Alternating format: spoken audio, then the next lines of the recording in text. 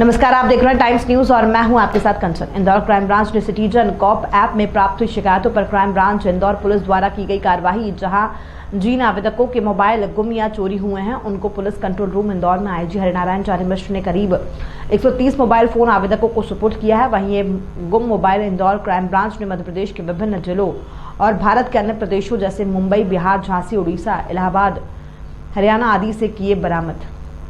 दरअसल वर्ष 2020-21 में गुम हुए मोबाइल की शिकायतों में 3168 मोबाइल फोन की शिकायत की गई थी, जिन्हें थानों और पुलिस कंट्रोल रूम के माध्यम से आवेदकों को सुपुर्द किया गया। बरामद मोबाइल फोन कीमती लगभग करोड़ों रुपए बताई गई है, जिनमें one plus, Samsung, Redmi, Vivo, Oppo आदि कंपनियों के महंगे मोबाइल फोन क्राइम ब्रांच ने बरामद किए थे।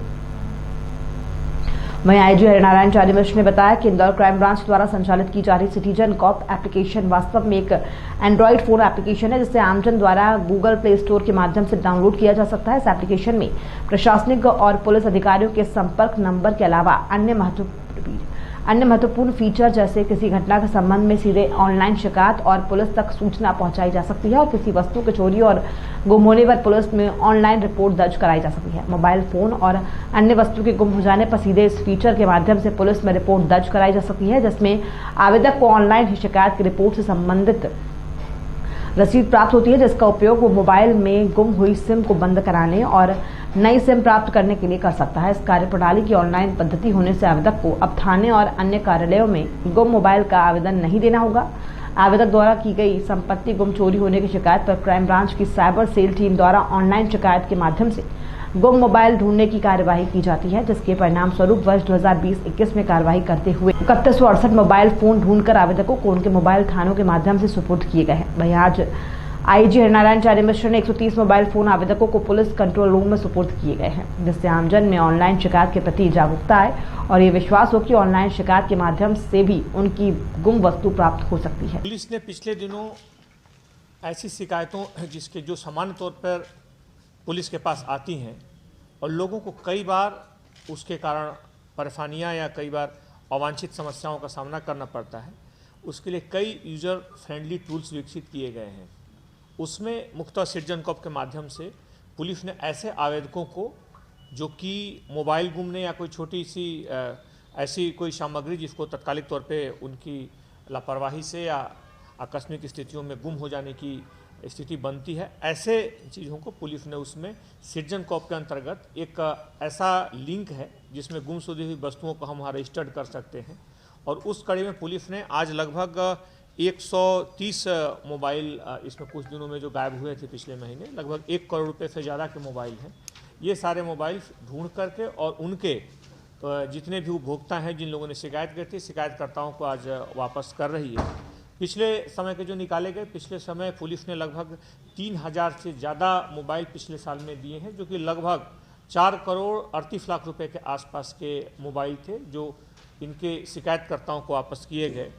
अगर हमारे पास या समान तौर पे मोबाइल का हम जानते हैं कि सभी लोग उपयोग करते हैं, और अगर कई बार किसी परिस्थिति बस या कई बार लापरवाही बस अगर मोबाइल गुम हो जाता है तो हमें बिल्कुल परेशान होने की ज़रूरत नहीं है। इस एप्लीकेशन में जो कि हर प्लेटफॉर्म पे उपलब्ध है, एंड्रॉयड में भी उपलब्ध है और दूसरे प्लेटफॉर्म पे भी उपलब्ध है, उसमें हम जा कर के सिटीजन कॉप एप्लीकेशन में जा कर के और गुम मोबाइल के एप्लीकेशन में जा कर के ज़रूरी जो सूचनाएं होती हैं, IMEI और उसके उपयोग से संबंधित जो बाकी जो सूचनाएं होती हैं उसको हम उसमें रजिस्टर्ड कर दें।